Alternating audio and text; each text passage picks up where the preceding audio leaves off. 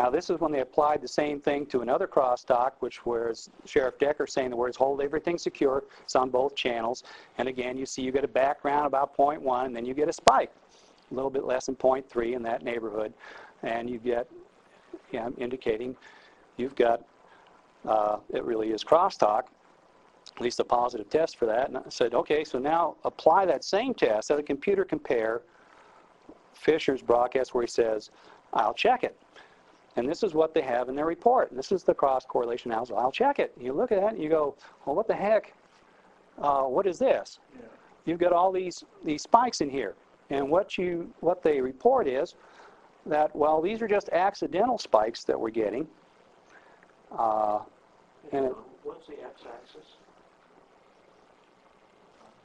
Along here, this is the echo delay time. This is our delay time. Okay, what they call or delay, you want to call it, the position along the, I think these are arbitrary numbers because they're using different tapes.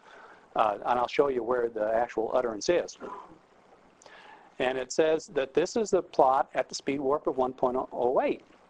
Well, the problem is, you see, in order to make a proper comparison, you have to, these two different recordings have to be played at the original speed.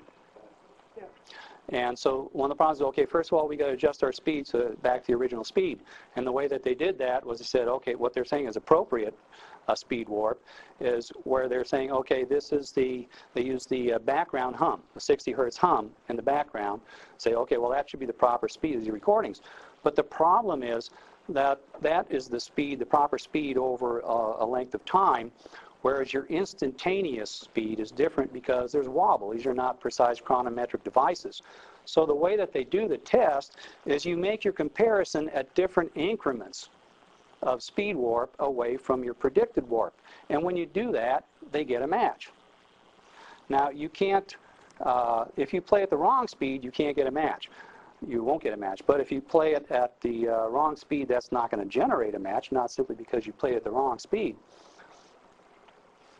And they say, okay, well, we did get a peak at the expected delay. The expected delay means that's where the utterances are.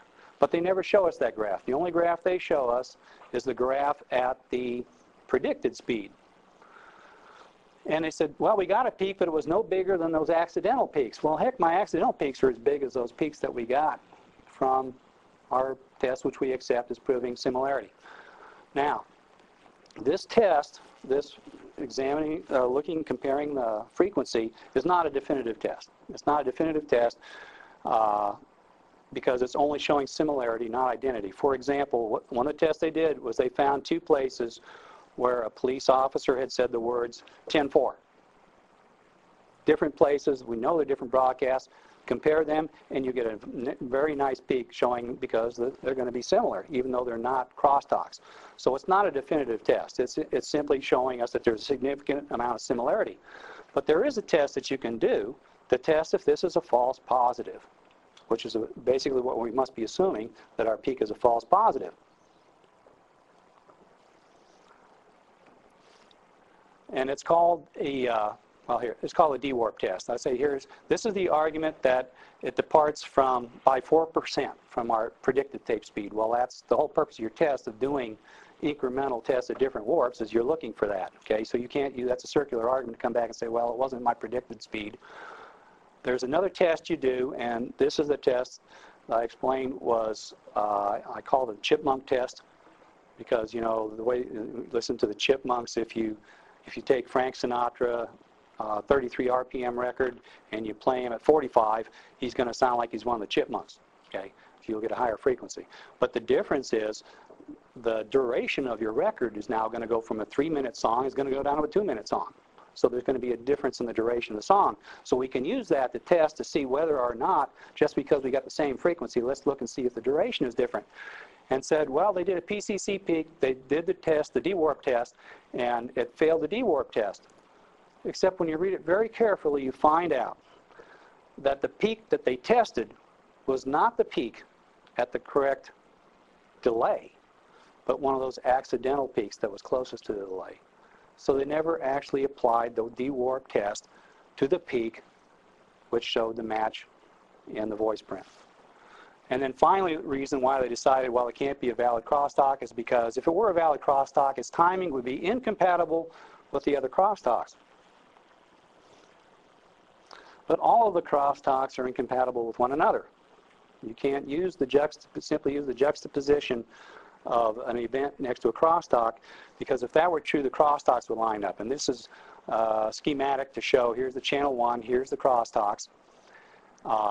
And you can see that if I choose any one crosstalk and line these up, there are 2 crosstalks here, well, the other ones don't line up. There's an offset every time. So the fact that the juxtaposition doesn't match is not a valid argument for why it's not a crosstalk. And by the way, another thing about their article, which I criticized them for and I didn't like, is because they attribute the Fisher crosstalk to me. They said, Don Thomas says that's a crosstalk, and there's another serious error he's made in his analysis. It was the Dallas police, Jim Bowles, who actually published that the Fisher broadcast is a crosstalk. And my way of thinking, they did this I told them, you know, standard scientific procedure is you cite the original source. I have never published that the Fisher crosstalk was crosstalk. Bowles published that it was a crosstalk. You should be citing him. I said, I don't mind if you cite me too, but you should not cite me as your primary source. So they changed it in their article. It now reads Thomas and others. Say that this is a crosstalk.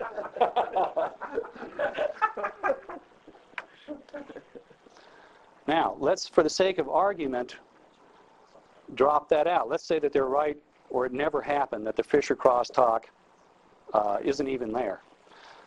And we look at the other crosstalks, and their basic argument is that the juxtaposition of the sound, the gunshot sounds, the suspect sounds, next to Decker's broadcast where he says, hold everything secure.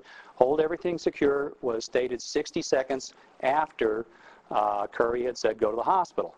And yet they're virtually simultaneous over on channel 1. If that's a true juxtaposition, then these cannot be the gunshot sounds that killed President Kennedy. If there's an offset, then it means nothing. Now we know all of the broadcasts, all of these crosstalks are offset. And the explanation that they